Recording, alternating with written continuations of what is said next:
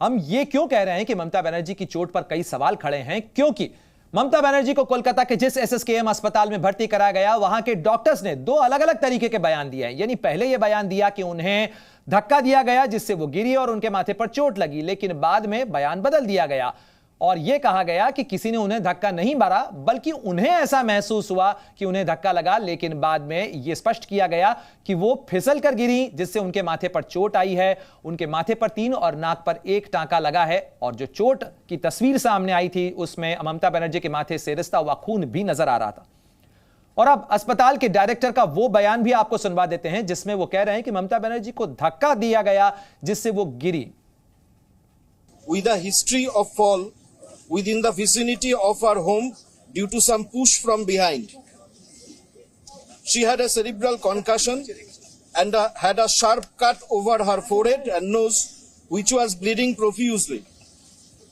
Initially, she was assessed by HOD Neurosurgery, HOD Medicine and cardiologist of our institute, and her vitals were stabilized.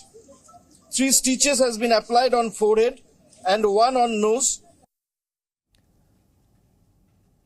तो जाहिर तौर पर जिस तरीके से पश्चिम बंगाल की मुख्यमंत्री ममता बनर्जी को चोट लगी, उसके बाद चिंता के भी कई सुर सुनने को मिले। राज्यपाल सीवी आनंद बोस और बीजेपी के प्रदेश अध्यक्ष की तरफ से उन्हें जल्द स्वस्थ होने की कामना की गई और उन्हें शुभकामना भी प्रेषित की गई। I came for a personal verification with the doctors. They have assured me everything is under control. Honorable CM is getting the best of medical treatment. Situation is under control. हमारे आदरणीय मुख्यमंत्री जी जिस तरीके से हमें फोटो मिला है, तो हम उनकी बहुत जल्द से जल्द वो स्वस्थ हो और स्पीडी रिकवरी हो उनको, ईश्वर के पास हम वही प्रार्थना करते हैं। तो राज्यपाल की तरफ से क्या कुछ कहा गया, विपक्ष के नेता क्या कह रहे हैं, ये हमने आपको सुनवाया। और टीएमसी नेता बाबुल सुप्रियो ने कहा कि दीदी को गहरी चोट लगी है, हम उनके जल्द स्वस्थ होने की कामना करते हैं। मूल विषय ये था कि कहीं उनको सर में कोई चोट ना लगे और जब वो गिरी थी क्या कोई सर घूम गया था या कोई ब्लैकआउट हुआ था, उसके कारण तो नहीं हुआ था, ये एक बात थी। अब ये हम चाहेंगे, सब लोग मिलकर ये चाहेंगे कि जल्दी से जल्दी वो रिकवर कर जाए। फाइटर है बहुत जल्दी। तो देखिए, ममता बनर्जी के शीघ्र स्वस्थ होने की कामना की जा रही है, शुभकामना दी जा रही है, लेकिन बीजेपी सांसद दिनेश लाल निरहुआ ने उन्हें अपना ध्यान रखने की सलाह भी दी है। क्या कुछ उन्होंने कहा है, सुनिए जरा।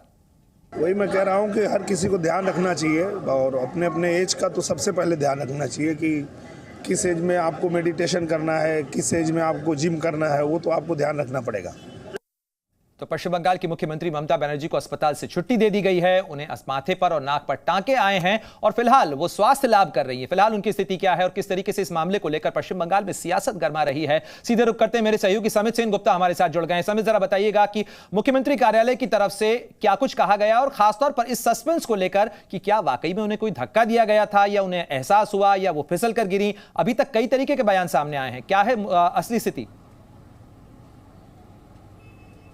देखिए, कल से अभी तक करीब 14 घंटे से भी ज़्यादा समय बीत चुका है जब ममता बनर्जी को जब चोट लगी। उसके बाद से अभी तक मुख्यमंत्री के सचिवालय की तरफ से कोई भी बयान सामने नहीं आया। सिर्फ एक ट्वीट किया गया था पार्टी की तरफ से, तृणमूल कांग्रेस की तरफ से, कि ममता बनर्जी को चोट लगी है। उसके बाद सूत्रों से हमें पता चल रहा था कि ममता बनर्जी अपने घर पे गिर गई थी और उस वक्त उनको चोट लगा, एक फर्नीचर उनके सर पे लगा। इस पर जब वो गिरी तो एक फर्नीचर से उनको चोट लगा और वो लहूलुहान हो गई। इसके बाद जब डॉक्टर का ये बयान आया कि उनको पीछे से धक्का दिया गया, इसके बाद जो ये था ऑफिशियल स्टेटमेंट, उसके बाद से फिर से हॉस्पिटल के जो सुपर है वो रिपोर्टर्स को हमें बताया कि उनको धक्का नहीं दिया, बल्कि उन्हें लगा कि कोई पीछे से धक्का दिया। अब इस बात को लेकिन वो ऑन कैमरा नहीं बोले। अभी ये इस बात को लेकर ही सारे सवाल उठ रहे हैं, क्योंकि आज सुबह ही जो बीजेपी के राष्ट्रीय उपाध्यक्ष है दिलीप घोष, वो भी सवाल उठाए हैं कि ममता बनर्जी Z+ कैटेगरी की सिक्योरिटी उनको मिलती है, राज्य के मुख्यमंत्री है, वो कैसे गिर जाती है? अगर ये बात सही है कि उन्हें घर के अंदर किसी ने पीछे से धक्का दिया तो उसकी भी जांच होनी चाहिए। मैं आपको बता दें कि हम आप एकदम ममता बनर्जी के घर के सामने हैं और यही ये कालीघाट है जहां पर ममता बिल्कुल समय से गुप्ता, आप ठीक कह रहे हैं कि इस मामले के अंदर सियासी सवालों को अगर अलग हटा दिया जाए तो भी मुख्यमंत्री की सुरक्षा से जुड़ा हुआ भी ये बड़ा और महत्वपूर्ण मामला है। Zee News।